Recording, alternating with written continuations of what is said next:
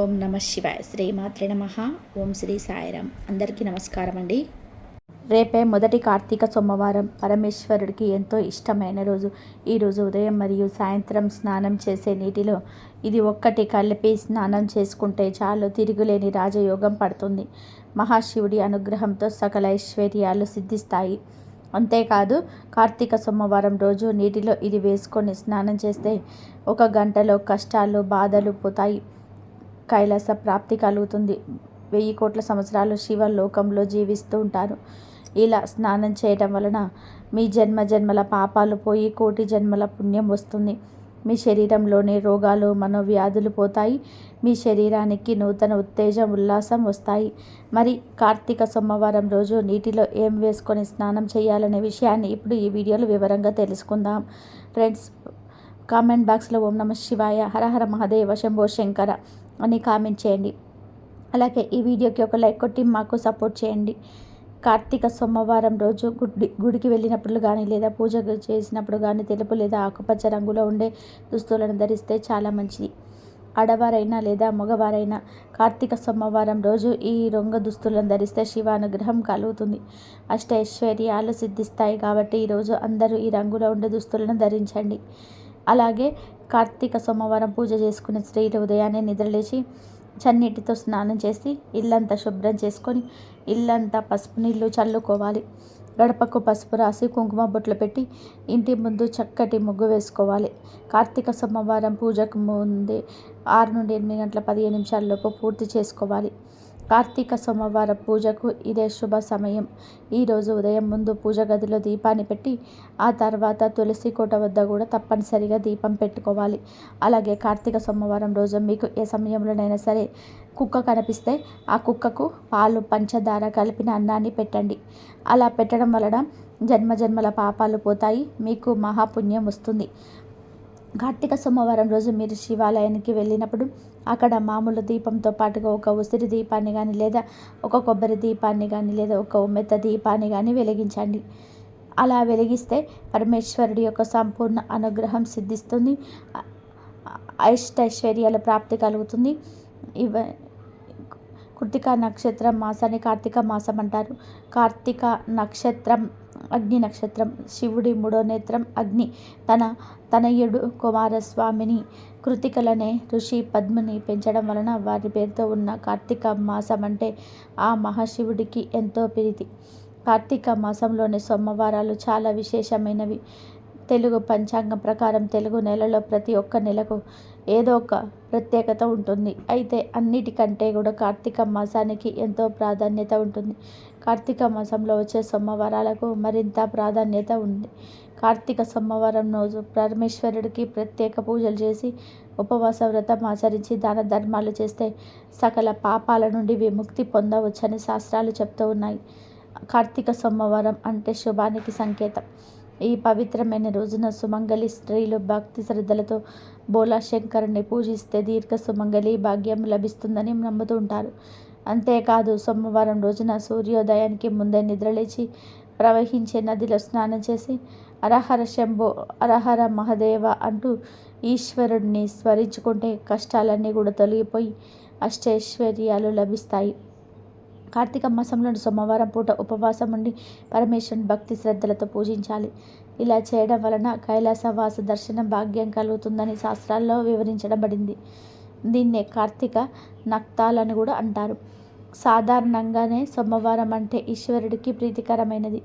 అందులోనూ కార్తీక సోమవారాలంటే శివుడికి మరింత ఇష్టం. సోమ అనే పదంలో సోమ అంటే సా ప్లస్ ఉమ అనే అర్థం వస్తుంది. అంటే ఉమతో కలిసి ఉన్న పరమేశ్వరుడిగా చెప్తూ ఉంటారు. ఈ కారణంగానే సోమవారం రోజున శివుడికి ప్రత్యేక పూజలు చేయడం వలన విశేష ఫలితాలు వస్తాయని చాలామంది నమ్ముతూ ఉంటారు. కార్తీక సోమవారం వ్రతం చేయాలనుకునేవారు సోమవారం రోజు ఉదయాన్నే లేచి శుభ్రంగా స్నానం చేసుకొని ఇంట్లో మరియు తులసి కోట దగ్గర దీపాలను పెట్టుకొని పరమేశ్వరుని పూజించుకోవాలి. బిల్వపత్రాలతో పూజ చేస్తే చాలా మంచిది. శివుడికి మీ ఇంట్లో స్వయంగా వండిన పాయసాన్ని నివేదంగా సమర్పించాలి. దీన్ని మీరు తీసుకొని ఇతరులకు ప్రసాదంగా ఇవ్వాలి. ఈరోజు ఉపవాసం ఉండాలి. శివనామ స్మరణ చేసుకుంటూ ఆ రోజులు గడపాలి. తర్వాత ఆ రోజు సాయంత్రం ఏదైనా పరమేశ్వరుని ఆలయానికి వెళ్ళి కార్తీక దీపం వెలిగించటం వలన సకల దోషాలను విముక్తి లభిస్తుంది. సోమవారం సాయంత్రం 6 గంటల ప్రాంతంలో సుప్రసిద్ధ ఆలయాలు లేదా సమీపంలో ఆలయాలకు చేరుకొని పంచముఖ గల దివ్యలతో దీపాలను వెలిగించటం ద్వారా శుభ ఫలితాలు చేకూరుతాయని పురోహితులు చెప్తున్నారు. ఆలయానికి వెళ్ళలేని వారు కార్తీక సోమవారం రోజున సాయంత్రం సంధ్యా వేళలో ఇంట్లో పరమేశ్వరుడి ఎదుట దీపారాధన చేసుకోవాలి. ఇలా చేయడం వల్ల ఇంట్లో డబ్బు, ఆహారం కొరత అనేదే రాకుండా నిత్యం సుఖశాంతులు సిద్ధిస్తాయి. అత్యంత పవిత్రమైన ఈ రోజు ఉదయం మరియు సాయంత్రం స్నానం చేసే నీటిలో పిడికెడు ఉత్తరేణి ఆకులను కానీ లేదా 5 బిల్వదళాలను లేదా పిడికెడు వేపాకులను కానీ వేసుకొని స్నానం చేస్తే జన్మల దరిద్రాలు పోతాయి, శరీరంలోని వ్యాధులన్నీ కూడా నశిస్తాయి. మహాశివుడికి ఉత్తరేణి ఆకులంటే ఎంతో ఇష్టం శివపురాణంలో చెప్తుంది. కాబట్టి ఈ కార్తీక సోమవారం రోజు చక్కగా ఒక గుప్పెడు ఉత్తర ఆకులను తెచ్చుకొని ఆ ఆకులను మంచిగా చేతితో నలిపి నీటిలో కలిపి స్నానం చేయాలి. ఉత్తరేణి ఆకులు దొరకని వారు 5 బిల్వదళాలను చేతిలో నలిపి నీటిలో వేసుకొని స్నానం చేయవచ్చు. ఉత్తరేణి ఆకులు, బిల్వదళాలు ఈ 2 దొరకని వారు పిడికెడు లేత వేపాకులు తెచ్చుకొని నీటిలో వేసుకొని స్నానం చేయాలి. ఈ ఆకులను నైటే ఒక బకెట్ నీటిని చంద్రుని కాంతిలో ఉంచి ఈ ఆకులను నలిపి నీటిలో వేసి నైట్ అంతా ఉన్న ఆ నీటితో తెల్లవారుజామునే స్నానం చేయాలి. ఇలా స్నానం చేస్తే అన్ని రకాల దిష్టి దోషాలు, నరదిష్టి పోతాయి.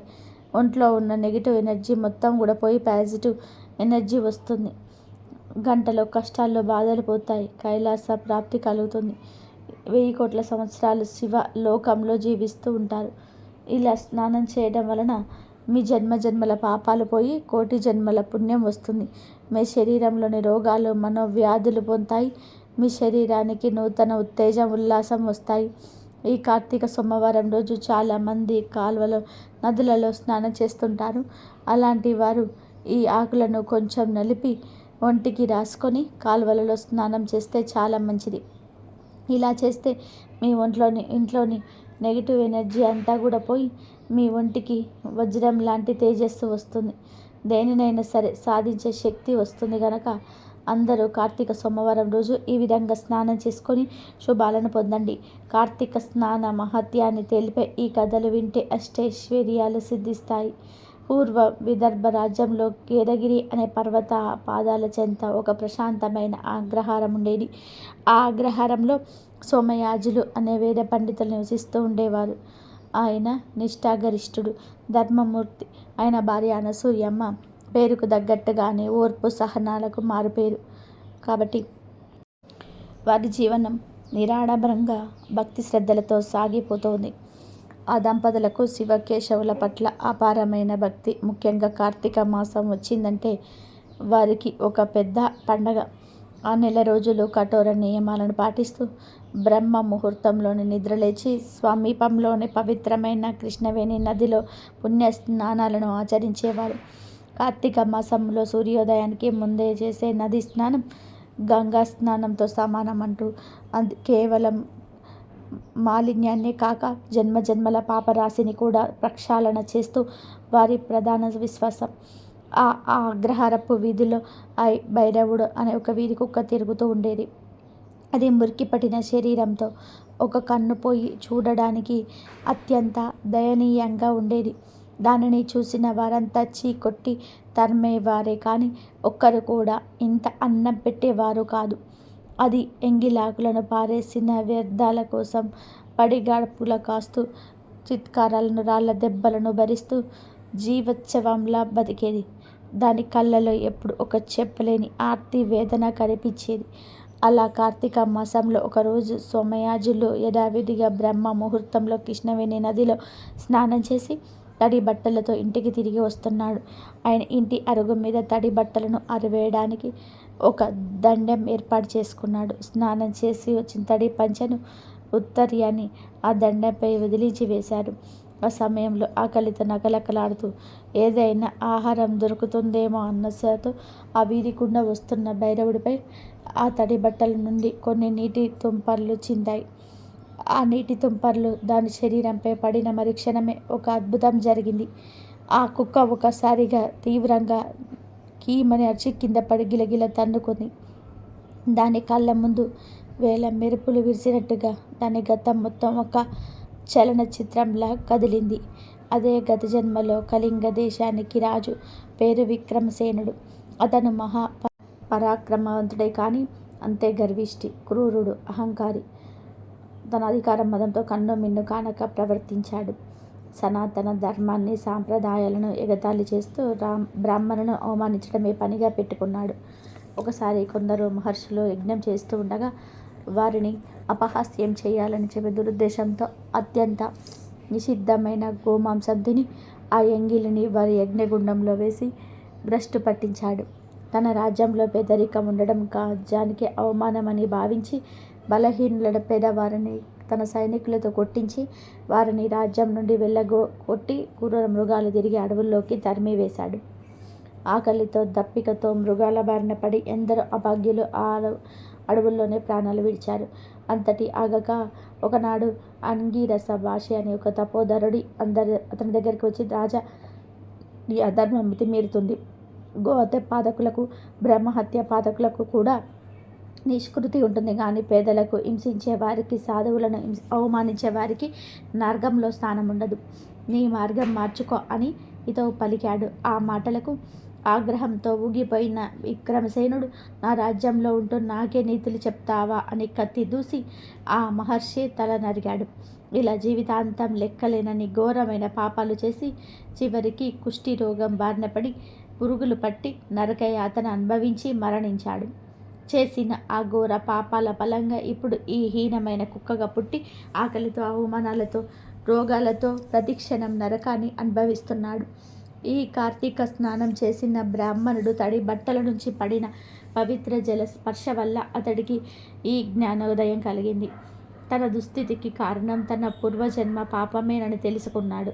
ఆ క్షణంలో దాని ప్రతి పశ్చాత్తాపంతో కుదిర్చిపోయింది. అతను లేచి నిలబడి సోమయాజుల వైపు తిరిగి స్పష్టమైన మానవ భాషలో, ఓ పుణ్యాత్మ, నీకు నా అనంత ప్రణామాలు అని పలికింది. ఒక కుక్క మనిషిలా మాట్లాడడం చూసిన సోమయాజులు నిశ్చేష్టులై భయంతో వెనక్కి తగ్గాడు. ఎవరు నువ్వు? ఏదైనా మాయావివా, రాక్షసుడివా? ఒక సునకం ఇలా మానవ భాషలో మాట్లాడడం ఏమిటి అని ఆశ్చర్యంగా అంటాడు. అప్పుడు ఆ కుక్క కన్నీళ్లతో, స్వామి, నేను మాయావిని కాను, రాక్షసుడను కాను. మీలాగే ఒకప్పుడు మనిషిగా పుట్టిన ఒక అభాగ్యుణ్ణి. పూర్వజన్మలో నేను కళింగ దేశానికి రాజును. నా పేరు విక్రమసేనుడు. అధికార గర్వంతో, అహంకారంతో నేను చేయని పాపం లేదు. ఆ పాప ఫలమే ఈ హీనమైన సునక జన్మ. ఈరోజు కార్తీక మాసంలో ఆచరించిన పవిత్ర నది స్నానజలం నాపైన పడంతో నా పూర్వజన్మ శృతి కలిగి నా పాపాలను గుర్తుకొచ్చాయి. దయచేసి నన్ను రక్షించండి. ఈ జన్మ నుంచి నాకు విముక్తి కలిగించండి. మీకు పుణ్యం ఉంటుంది అని వేడుకుంది. ఆ కుక్క కథ విన్న సోమయాజులు మనస్సు కరిగిపోయింది. కార్తీక స్నాన మహత్యం ఎంత గొప్పదో ఆయనకు అర్థమైంది. కేవలం స్నానం చేసిన వారి వస్త్రంలో నీటితో తుంపర్లకి ఇంత శక్తి ఉంటే ఇక ఆ వ్రతాన్ని నిష్టగా ఆచరిస్తే ఎంత పుణ్యం లభిస్తుందో అని గ్రహించాడు. ఓ రాజా, నీ పశ్చాత్తాపమే నిన్ను ఉద్ధరిస్తుంది. నీవు చింతించకు. నీకు మోక్షం లభించే మార్గాన్ని ఆ పరమేశ్వరుడు చూపుతాడు. ఈ కార్తీక మాసం ముగిసే వరకు నీవు నాతోటే ఉండు అని అభయమిచ్చాడు. ఆనాటి నుండి ఆ కుక్క సోమయాజుల ఇంటి వద్దనే ఉండసాగింది. సోమయాజులు దానికి రోజు ఆహారం పెడుతూ దయతో చూసుకోసాగాడు. అయితే ఆ అగ్రహారంలోనే దుష్టబుద్ధి అనే మరొక బ్రాహ్మణుడు ఈ సంఘటన మొత్తం చాటుగా చూశాడు. అతడు సోమయాజుల కీర్తిని, ప్రతిష్టను చూసి ఎప్పుడు అసూయ పడేవాడు. ఇప్పుడు ఈ కుక్క రూపంలో ఒక సువర్ణ అవకాశం దొరికిందని భావించాడు. ఈ కుక్క పూర్వజన్మలో రాజు కదా, దీనికి తన పూర్వజన్మ సంపద ఎక్కడ దాచిపెట్టింది గుర్తుంటే ఉంటుంది. దీన్ని నా వశం చేసుకుంటే అనేది నేను దక్కించుకోవచ్చు. నేను ఈ దేశానికి రాజును కావచ్చు అని దురాలోచన చేశాడు. ఒకరోజు రాత్రి అందరు నిద్రపోతున్న సమయంలో దుష్టబుద్ధి ఒక మాంసముక్క తీసుకొని సోమయాజుల ఇంటి వద్దకు వచ్చాడు. ఆ కుక్కను మెల్లగా పిలిచి ఆ మాంసముక్కను ఎర్రగా చూపి దాన్ని వెంటనే తీసుకుపోయాడు. దానిని ఒక పాడుబడిన గుడిలోకి తీసుకెళ్ళి, ఓ విక్రమసేన, నువ్వు నీ పూర్వజన్మ నిధిని ఎక్కడ దాచావో నాకు చెప్పు. నేను నిన్ను ఈ కుక్క జన్మ నుంచి విముక్తి కలిగిస్తాను. నీకు స్వర్ణదేహాన్ని ఇప్పిస్తాను అని మాయ మాటలు చెప్పాడు. కానీ ఆ కుక్కకు అప్పటికే జ్ఞానోదయం కలిగింది. అది దుష్టబుద్ధి దురాశను గ్రహించింది. ఓ దుర్మార్గుడా, నా పాపాలు నన్ను ఈ స్థితికి తెస్తే నీ అత్యాశ నిన్ను నాకన్నా హీనమైన స్థితికి తీసుకెళ్తుంది. సంపద శాశ్వతం కాదు, ధర్మమే శాశ్వతం. ఈ సత్యాన్ని నేను నా అనుభవంతో తెలుసుకున్నాను. నీవు కూడా తెలుసుకో. నన్ను నా దారిన వదిలిపెట్టు అని గర్వించింది. తన పన్నాగం పారలేదని గ్రహించిన దుష్టబుద్ధికి పట్టరాని కోపం వచ్చింది. చి, ఒక కుక్క నాకు నీతులు చెప్తావా?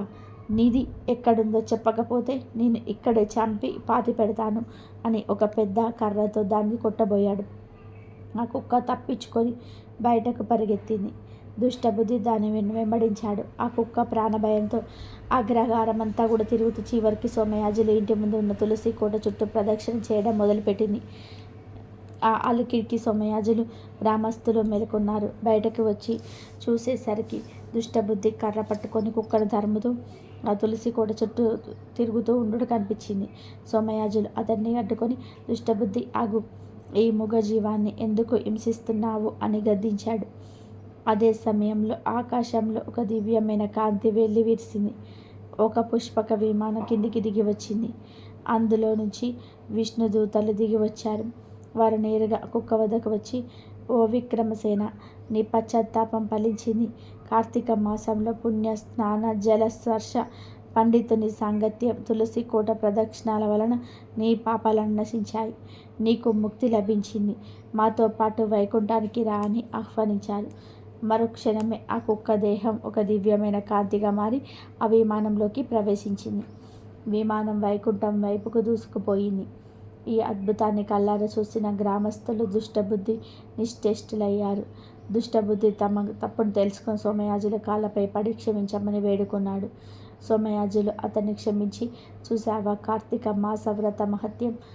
అది ఒక పాపి అయిన రాజును కూడా కుక్క జన్మ నుంచి విముక్తి చేసి మోక్షాన్ని ప్రసాదించింది. భక్తి, పశ్చాత్తాపం, ధర్మం ముందుకు సంపద అనే అధికారం గడ్డి పరకతో సమానం అని ఇతవు పలికాడు. ఈ కథ కార్తీక స్నానం యొక్క అమోఘమైన శక్తిని తెలియజేస్తుంది.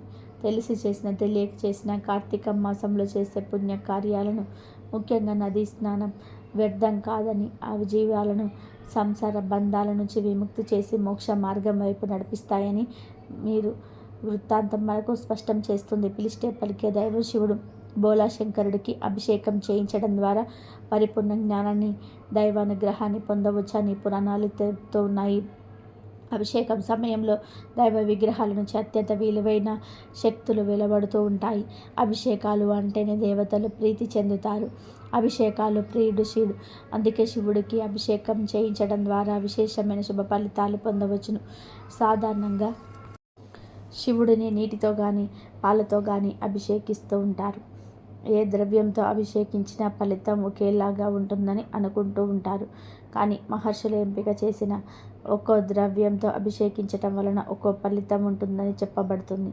శివుడికి కొన్ని పదార్థాలతో అభిషేకం చేస్తే కోరుకున్న కోరికలు నెరవేరుతాయి. ముందుగా పసుపు పొడితో శివుడికి అభిషేకం చేయిస్తే ప్రభుత్వ అధికారుల నుంచి సానుకూలత లభిస్తుంది. తిరుమంజన పొడితో అభిషేకం చేయిస్తే దైవానుగ్రహం లభిస్తుంది. గ్రహ దోషాలు తొలగిపోతాయి. బియ్య పిండితో అభిషేకం చేయిస్తే అప్పుల బాధలు తొలగిపోతాయి. చందనాయని తైలంతో అభిషేకం చేస్తే ఉదర సంబంధిత రుగ్మతలు తొలగిపోతాయి. పంచామృతంతో శివుడితో అభిషేకం చేయించడం ద్వారా అష్టైశ్వర్యాలు చేకూరుతాయి. నేతితో శివాభిషేకం చేస్తే మోక్షం సిద్ధిస్తుంది. పాలతో పరమాత్మకు అభిషేకం చేయిస్తే ఆయుర్దాయం పెరుగుతుంది. పెరుగుతో శివాభిషేకం ద్వారా సంతాన ప్రాప్తి చేకూరుతుంది. బత్తాయి పండ్ల రసంతో శివాభిషేకం చేస్తే ఆరోగ్యం సిద్ధిస్తుంది. అనారోగ్యాలు మాయమవుతాయి. చెరుకు రసంతో శివాభిషేకం చేస్తే ఆయుర్దాయంతో పాటు సంపూర్ణ ఆరోగ్యం లభిస్తుంది. నిమ్మ రసంతో శివాభిషేకం చేస్తే శత్రు భయం ఉండదు, ఏమ భయం ఉండదు.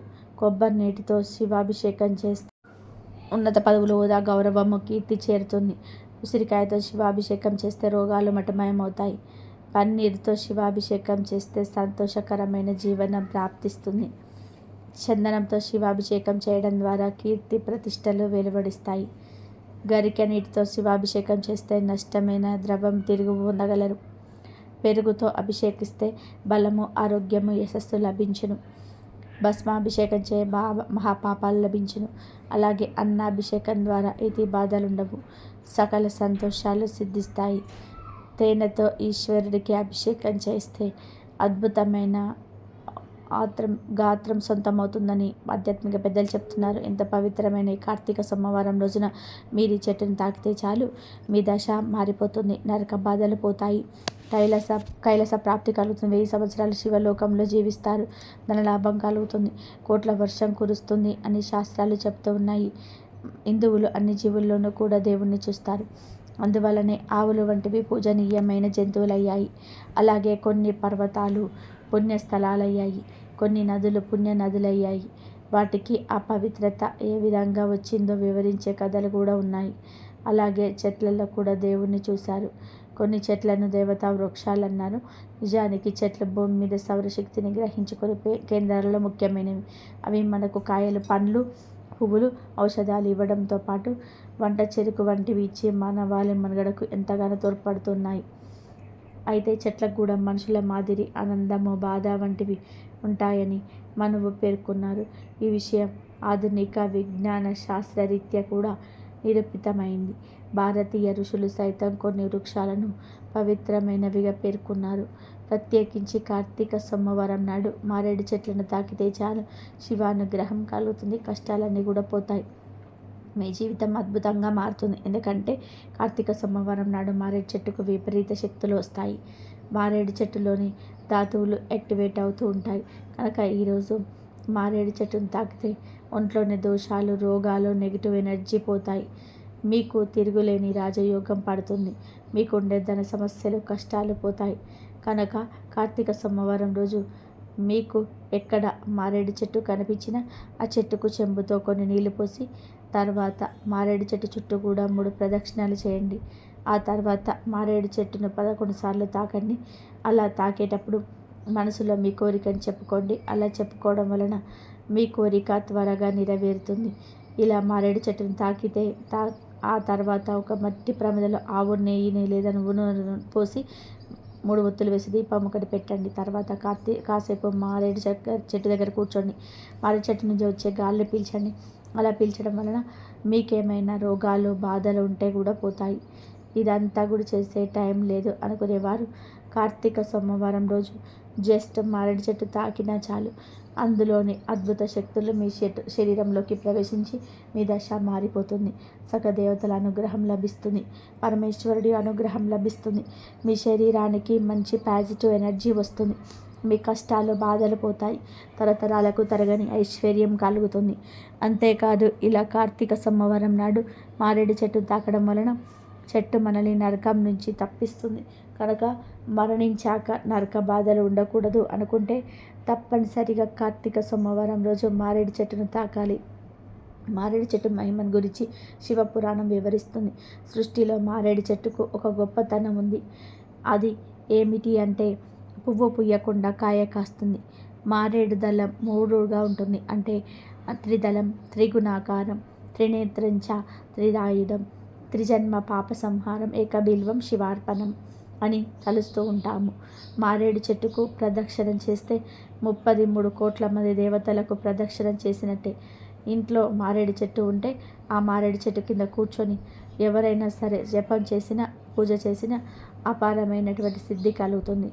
మారేడు చెట్టు ఆకు కూడా చాలా విశేషమైనది, శివుడికి చాలా ఇష్టమైనది. మారేడు చెట్టు శివ స్వరూపమైనదిగా చెప్పబడుతుంది. మారేడు దళాలు బ్రహ్మ, విష్ణు, పరమేశ్వర్లకు ప్రీతికలుగా చెప్పబడుతున్నాయి.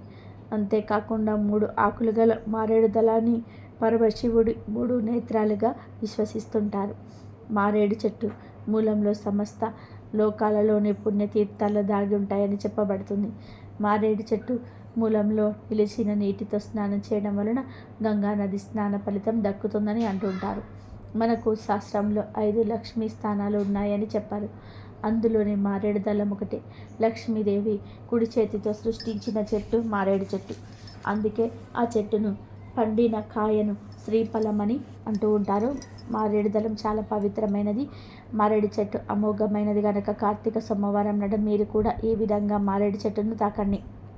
సకల ఐశ్వర్యాలు పొంది ఆనందంగా జీవించండి. కార్తీక మాసం నెల రోజులు దీక్షలో ఉండవచ్చు.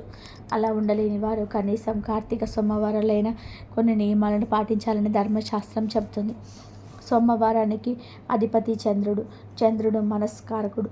మనసును అదుపులో పెట్టుకోవాలనుకునేవారు, అంటే అనవసరమైన కోరికల వైపు వెళ్ళనీయకుండా ఒక క్రమ పద్ధతిలో తమకు ఏది అవసరం ఏది కాదు అని తెలుసుకొని తమ కర్మలను తగ్గించుకోవాలనుకునేవారు ఈ సోమవారాల ప్రాప్తకాలాన్ని స్నానం చేసి రోజంతా ఉపవాసం ఉండి రాత్రి చంద్రుడిని చూశాక భోజనం చేయడం మంచిది. దీనిని నర్తము అంటారు.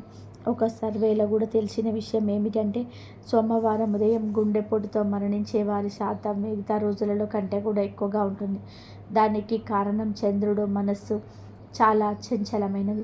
అది ఒకరి మాట వినదు. తనకు తోచినట్టుగా తాను చేసుకుంటూ వెళ్తుంది. దానిని అదుపులో పెట్టుకోవడం మానవునిగా పుట్టినందుకు మన కర్తవ్యం. ఆ కర్తవ్యాన్ని మరిచి పనులు అనుకూలంగా జరిగి మంచి ఫలితం వస్తే తాము గొప్పగా చేశామని, పనులు అనుకూలంగా లేకపోతే భగవంతుడు అనుకూలించలేదని తమ గొప్పలు చెప్పుకుంటుంటారు. ఇది ఎంత మాత్రం కూడా సరైనది కాదు. మనస్సులు అదుపులో పెట్టుకోవడం అందరికీ అవసరమే. కాబట్టి అందరూ తప్పకుండా కార్తీక మాసంలో ఈ సోమవారాల వ్రతం చేయాలి. కార్తీక సోమవారం అంతా కూడా పరమేశ్వరుని సేవలో తరిస్తే విశేష ఫలితాలు లభిస్తాయి. కార్తీక సోమవారం ఆ పరమేశ్వరుడికి ఎంతో ఇష్టమైన రోజు. ఈ కార్తీక సోమవారం రోజున పరమశివుడికి అభిషేకాలు పూజలు చేయడం వలన స్వామివారు ప్రీతి చెంది ఆయన అనుగ్రహం ఎల్లవెల్లలా మనపై ఉంటుంది. కార్తీక సోమవారం రోజు ముత్తైదువుల ఆలయానికి వెళ్ళి శివుడిని దర్శిస్తే మాంగళ్య బలం చేకూరుతుంది. కార్తీక మాసంలో శివుడు ఆలయాలను సందర్శించి బిల్వదళాలతో ఆయనను పూజించటం ఎంతో శుభమని పురాణాలు చెప్తున్నాయి. ఈ కార్తీక సోమవారం రోజు శివుడిని ఏ పూలతో పూజిస్తే మంచిదనే విషయాన్ని వస్తే పరమశివుడు భక్తుల దేవుడు.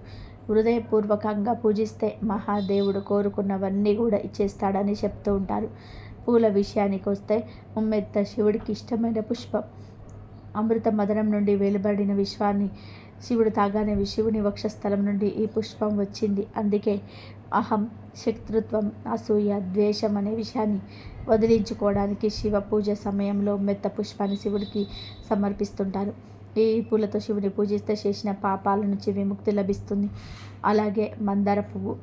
ఈ పువ్వుతో శివుడిని పూజిస్తే కైలాసంలో నివసించే వరం కలుగుతుంది. ఇంకొక పుష్పం కరవీర పుష్పం. కరవీర పువ్వు బ్యాక్టీరియాని చంపి వ్యాధులను దూరం చేస్తుంది. అనారోగ్యంతో ఉన్నవారు ఈ పువ్వును శివుడికి సమర్పించి భక్తితో పూజిస్తే తప్పకుండా అనారోగ్యం నయమవుతుంది. అలాగే శివుడికి మల్లెపూలు సమర్పిస్తే మీ ఇంట్లో ఐశ్వర్యము, సంపదలు పెరుగుతాయి. అలాగే శివుడిని గులాబీ పూలతో, తామర పూలతో, నల్ల కల్వ పూలతో పూజించడం వలన 5 మహాపాపాలు తొలగిపోతాయి. అలాగే జిల్లేడు పూలతో శివుడిని ఆరాధిస్తే మీ కుటుంబంలోని సమస్యలు తొలగిపోతాయి. కార్తీక సోమవారం గురించి కార్తీక పురాణంలో ఎంతో చక్కగా వివరించారు. ఒకసారి జనక మహారాజు వశిష్ఠ మహామునిని కార్తీక మహాముని గురించి వివరించమని అడగగా అందులో భాగంగా కార్తీక సోమవారం పవిత్రత గురించి వశిష్ఠుల వారు జనక మహారాజుకు ఇలా చెప్తారు. జనక మహారాజా, కార్తీక మాసంలో సోమవారం వ్రతాన్ని భక్తి శ్రద్ధలతో ఆచరించేవారు శివానుగ్రహం పొంది చివరికి కైలాసాన్ని చేరుకుంటారు. కార్తీక మాసంలో వచ్చే సోమవారం రోజైనా సరే స్నాన జపాదులను ఆచరించిన వారు 1000 అశ్వమేధ యాగాలను చేసిన ఫలితాలను పొందుతారు. కార్తీక సోమవారం రోజు ఈ 6 పద్ధతుల్లో ఒక పద్ధతిలో కార్తీక సోమవార వ్రతాన్ని ఆచరించిన వారి జన్మ ధన్యమవుతుందని వివరించారు. 6 పద్ధతులు ఏమిటి అంటే 1 ఉపవాసము, 2 ఏకభక్తము, 3 నక్తము, 4 ఆయాచిత్తము, 5 స్నానము, 6 తిలనము. అంటే మొదటిగా ఉపవాసం అంటే ఈరోజు శక్తి గలవారు పగలంతా అభోజనంతో గడిపి ఏమీ తినకుండా గడిపి సాయంకాల సమయంలో శివాభిషేకం చేసి నక్షత్ర దర్శనం అనంతరం తులసి తీర్థాన్ని మాత్రమే సేవించాలని పేర్కొన్నారు. అదే ఉపవాసం అంటారు. ఇది సాధ్యం కాని వారు 2వ పద్ధతి ఏకభుక్తం. ఏకభుక్తం అంటే ఉదయం స్నాన దాన జపాలను యథావిధిగా చేసుకొని మధ్యాహ్నం భోజనం చేసి రాత్రి భోజనానికి బదులు తులసి తీర్థం మాత్రమే తీసుకోవాలి. దాన్ని ఏకభుక్తము అంటారు.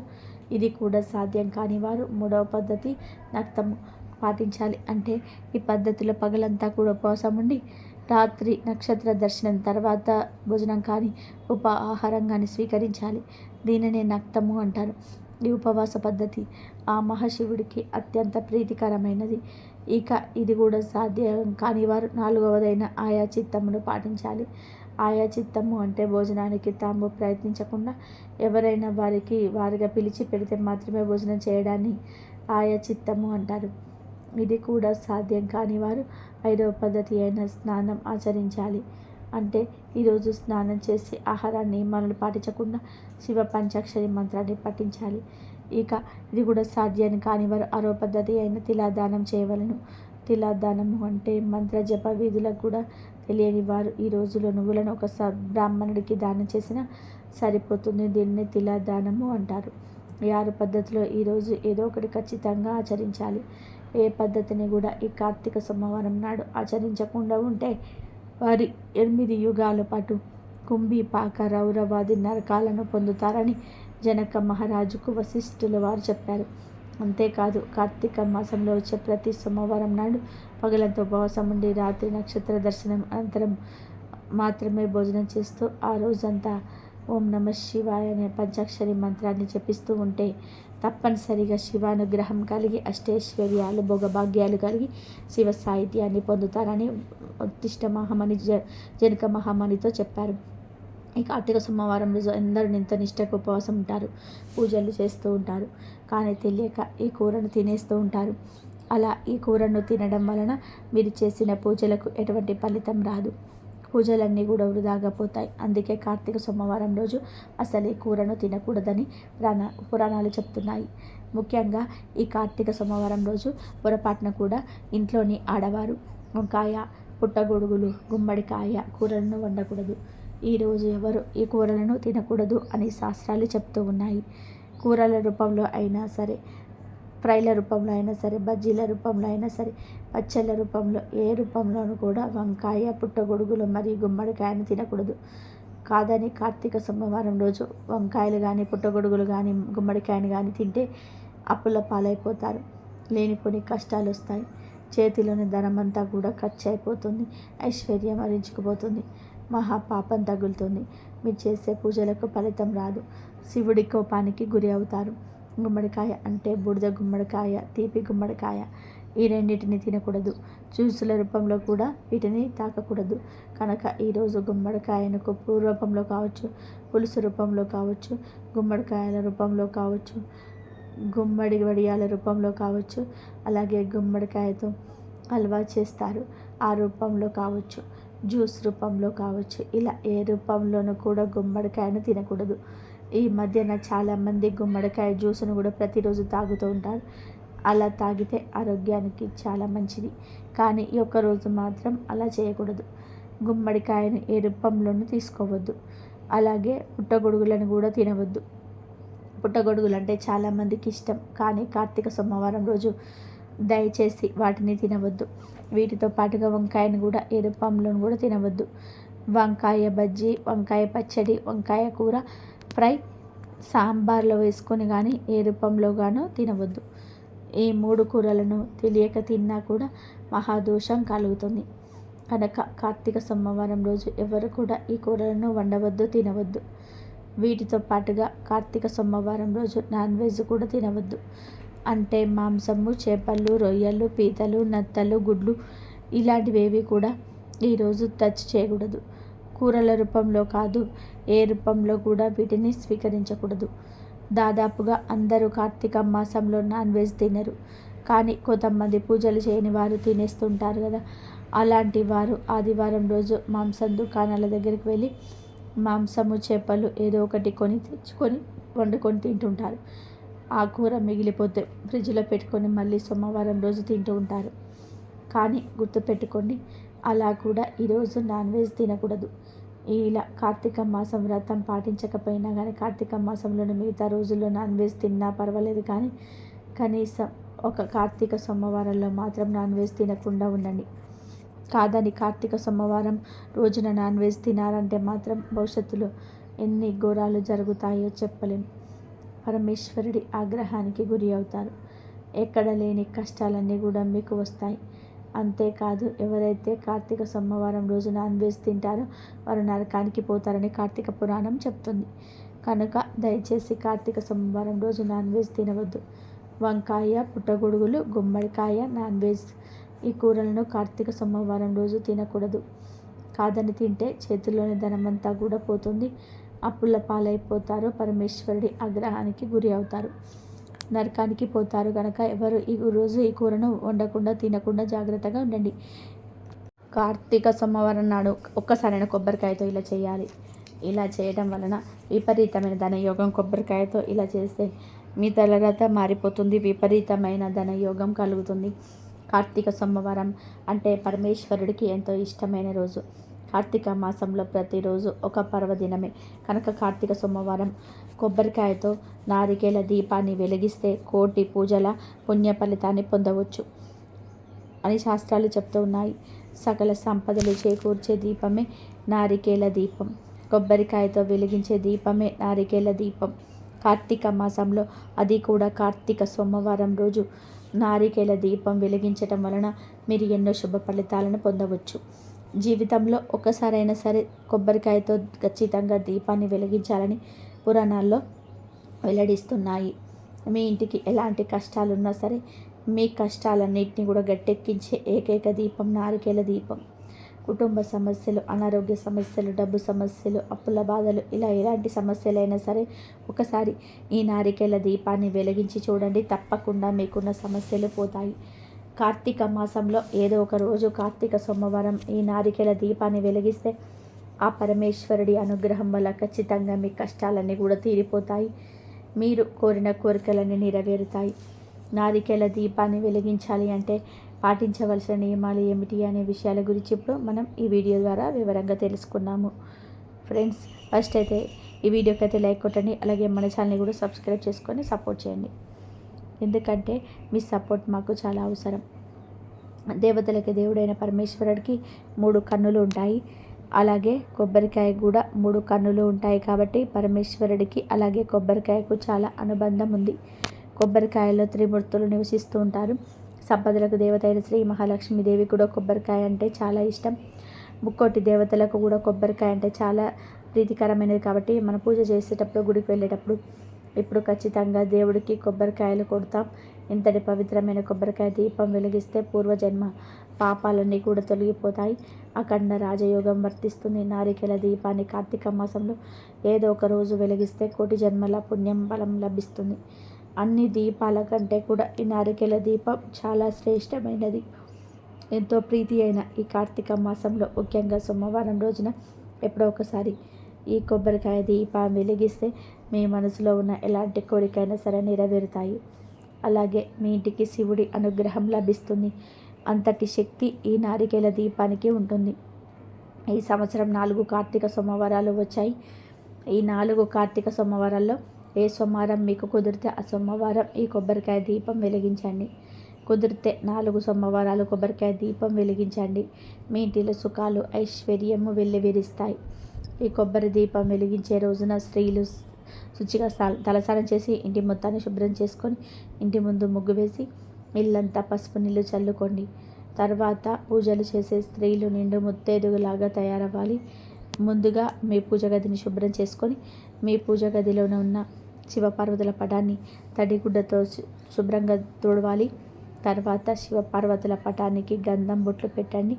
అయితే ప్రతి ఒక్కరు కూడా తెలుసుకోవాల్సిన ఒక విషయం ఏమిటంటే మన పూజ గదిలో ఉండే దేవుడిని చిత్రపటానికి కుంకుమ బొట్లు సమర్పించకూడదు. కేవలం గంధం బొట్టు మాత్రమే పెట్టుకోవాలి. ఎందుకంటే ఆ పరమేశ్వరుడు ఎల్లప్పుడూ తపస్సులోనే ఉంటాడు. కాబట్టి చల్లదనాన్ని ఇచ్చే గంధాన్ని సమర్పిస్తే ఆ పరమేశ్వరుడు పొంగిపోతాడు. కాబట్టి మీ పూజ గదిలో ఉన్న శివపార్వతుల పటానికి ఎప్పుడూ గంధము బొట్టు మాత్రమే పెట్టుకోండి. పరమేశ్వరుడికి ఇష్టమైన పూలతో శివపార్వతుల నిండుగా అలంకరించుకోండి. బిల్వపత్రం అంటే శివుడికి చాలా ప్రీతికరమైనది. కాబట్టి నారికేల దీపాన్ని వెలిగించేటప్పుడు శివుడికి ఇష్టమైన బిల్వపత్రాలను అలాగే తెల్ల పూలను సమర్పించడం వలన మీరు చేసే పూజకు రెట్టింపు పుణ్య ఫలితం లభిస్తుంది. బిల్వపత్రం అందుబాటులో లేనివారు తెల్ల జిల్లేడు పూలు కానీ, గన్నేరు పూలు కానీ, సన్నజాజులు కానీ, పారిజాత పుష్పాలు కానీ, శంకు పుష్పాలు కానీ శివుడికి సమర్పించండి. మీకు అందుబాటులో ఉన్న పుష్పాలతో శివుడిని పూజించండి. వ్యాపారాలు చేసేవారు గన్నేరు పూలతో శివుని పూజిస్తే మీ వ్యాపారం బాగా అభివృద్ధి చెందుతుంది. శంకు పుష్పంతో శివుడిని పూజిస్తే డబ్బు సమస్యలన్నీ కూడా తొలగిపోతాయి. మీ ఇంటికి విపరీతమైన సంపద చేకూరుతుంది. జిల్లేడు పూలతో శివుని పూజిస్తే 7 తరాల ఐశ్వర్యం ప్రాప్తి లభిస్తుంది. వెలకపడిన శివుడికి సమర్పిస్తే పుత్ర సంతానం లభిస్తుంది. ఈ విధంగా వివిధ రకాల పూలతో అందంగా శివపార్వతుల పటాన్ని నిండుగా అలంకరించుకోండి. శివుడి పటం ఎదురుగా అష్టదళ పద్మ ముగ్గును వేయండి. ముగ్గు మీద పసుపు కుంకుమ వేసి ముగ్గు పైన ఒక ప్లేట్ కానీ లేదా ఒక విస్తరాకు కానీ పెట్టుకోండి. స్టీల్ ప్లేట్ మాత్రం అసలు ఉపయోగించొద్దు. ఈ ప్లేట్ల పైన గంధంతో ఓం అని రాయండి. తర్వాత ఈ ప్లేట్ పైన 3 గుప్పెళ్ళ బియ్యం పోయండి. ఈ బియ్యం మీద కొంచెం పసుపు కుంకుమ వేయండి. ఈ బియ్యం పైన కొబ్బరి చిప్పను పెట్టి దీపం వెలిగించాలి. కాబట్టి ముందుగా ఒక మంచి కొబ్బరికాయను తీసుకొని కొబ్బరికాయను చేతిలోకి తీసుకొని మనసు లగ్నం చేసి శివుడికి నమస్కారం చేసుకొని మీ గోత్రనామాలు మీ సంకల్పం చెప్పుకొని కొబ్బరికాయను పగలగొట్టండి. కొబ్బరికాయలో ఉన్న నీటిని ఒక గ్లాసులో పోసుకొని పక్కన పెట్టండి. ఈ కొబ్బరికాయ 2 చెక్కలుగా చక్కగా పగలాలి, అంటే సమానంగా పగలాలి అన్నమాట. 3 కన్నులు ఉన్న కొబ్బరి చిప్పను తీసుకొని పీచు మొత్తాన్ని తీసేసి ప్లేట్లో ఉన్న బియ్యం మీద పెట్టి శివుడికి నమస్కారం చేసుకోండి. ఈ కొబ్బరి చిప్పకు కుంకుమ బొట్లు పెట్టి నువ్వుల నూనె కానీ కొబ్బరి నూనె కానీ ఆవు నెయ్యి కానీ పోసుకోవాలి. నువ్వుల నూనెతో దీపం వెలిగిస్తే కుజ దోషాలు, రాహుకేతు దోషాలు, అష్టమ శని దోషాలు, ఇలా మీ జాతకంలో ఉన్న దోషాలన్నీ కూడా తొలగిపోతాయి. కొబ్బరి నూనెతో దీపం వెలిగిస్తే మీకున్న డబ్బు సమస్యలు, అప్పుల సమస్యలన్నీ కూడా తీరిపోతాయి. ఇక అన్నిటికంటే ఆవు నెయ్యి చాలా శ్రేష్టమైనది. ఆవు నెయ్యితో దీపం వెలిగిస్తే 3 దేవతలు సంతృప్తి చెందుతారు. ఈ విధంగా మీకు అందుబాటులో ఉండే నూనెను కొబ్బరిని చిప్పలో పోసి 3 జ్యోతులను వెలిగించుకోవాలి. 2 ఒత్తులను కలిపి ఒక జ్యోతిగా వెలిగించండి. ఇలా మొత్తం 6 ఒత్తులతో 3 జ్యోతులు వెలిగించాలి. ఈ దీపం వెలిగించగానే 3 దేవతలందరూ కూడా ప్రత్యక్షమవుతారట. కాబట్టి ఈ నారికేల దీపానికి నమస్కారం చేసుకొని మీకు ఉన్న కష్టాలన్నీ కూడా త్వరగా తీరిపోవాలని ఆ పరమేశ్వరునికి చెప్పుకుంటూ నమస్కారం చేసుకోండి. అలా నారికేల దీపం వద్ద పువ్వులు అలాగే అక్షింతలు కూడా వేయండి. కొబ్బరికాయను పగలగొట్టినప్పుడు కొబ్బరి నీళ్ళు వస్తాయి కదా, ఆ కొబ్బరి నీళ్ళని పూజలో నైవేద్యంగా పెట్టుకోవచ్చు. అలాగే మీరు కొబ్బరికాయ పగలగొట్టినప్పుడు 2వ చిప్ప ఉంటుంది కదా, ఆ చిప్పకు ఉన్న కొబ్బరిని చిన్న చిన్న ముక్కలుగా కోసి కొంచెం పంచదారను కలిపి శివయ్యకు నైవేద్యంగా సమర్పించవచ్చు. ఇక చివరిగా ఈ నారికేల దీపానికి ఆరతి ఇచ్చి శివయ్యకు నమస్కారం చేసుకొని 3 ప్రదక్షిణాలు చేసి మీ పూజను ముగించవచ్చు. కార్తీక మాసంలో ఏ కార్తీక సోమవారమైనా ఈ నారికేల దీపాన్ని వెలిగిస్తే మీ కుటుంబానికి శివయ్య సంపూర్ణ అనుగ్రహం లభిస్తుంది. మీ కుటుంబానికి ఎలాంటి కష్టాలు రాకుండా ఆ పరమేశ్వరుడు మీ ఇంటిని రక్షిస్తాడు. కాబట్టి కార్తీక సోమవారం రోజులో ఒక్కసారైనా కొబ్బరికాయ దీపాన్ని ఇలా వెలిగించి శుభ ఫలితాలను పొందండి. ఇంతవరకు చూసినందుకు ధన్యవాదాలు. ఈ వీడియో కనుక మీకు నచ్చినట్లయితే ప్లీజ్ లైక్ చేయండి, షేర్ చేయండి, సబ్స్క్రైబ్ చేయండి. మరొక మంచి వీడియోతో మళ్ళీ కలుద్దాం. ధన్యవాదాలు. ఇంతవరకు చూసిన